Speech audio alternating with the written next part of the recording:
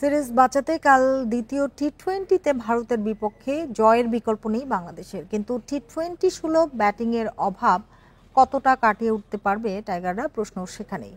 আর ধারাবাহিকতা রেখে এক ম্যাচ হাতে রেখেই সিরিজ জিততে চায় টিম ইন্ডিয়া। দিল্লির অরুণ জেটলি স্টেডিয়ামে ম্যাচটি শুরু হবে সন্ধ্যা 7:30টায়। গোয়ালিয়রের ক্ষত নিয়ে দিল্লিতে বাংলাদেশ, ভঙ্গুর মনোবল নিয়ে খুঁজছে লড়াইয়ের রসদ। ভারতের বিপক্ষে একমাত্র টি-20 জয় এই অরুণ জেটলি স্টেডিয়ামে। সিরিজ বাঁচানোর মিশনে সেই স্মৃতি প্রেরণা হতে পারে। অবসর ঘোষণা দিয়ে মাহমুদুল্লাহ ম্যাচের আগে কেন্দ্রীয় চরিত্র। ভারত সিরিজ শেষেই ছোট ফরম্যাটকে বিদায় বলছেন। বিশেষ পারফরমেন্সে শেষটা রাঙাতে চাইবেন তিনি। আমি যদি মনে করি এখন আমি বাংলাদেশ থেকে রিটায়ারমেন্ট নেব, probably it will be too late, এবং probably it won't be a good idea and won't be a good decision for me and for the team. আমার কাছে মনে হয় যে probably it is the right time to take this decision, and I think probably I have taken the good decision.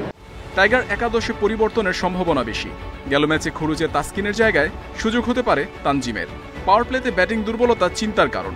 মিরাজকে ওপরে খেলাতে পারে management. সিরিজে টিকে থাকতে ব্যাটারদের ছন্দে ফেরার তাগিদ। আমি মনে করি যে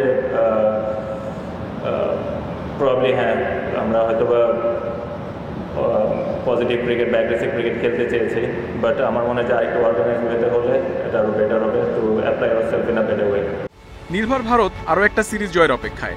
ব্যাটার কমিয়ে পেসার বাড়ানোর পরিকল্পনা টিম ইন্ডিয়ার।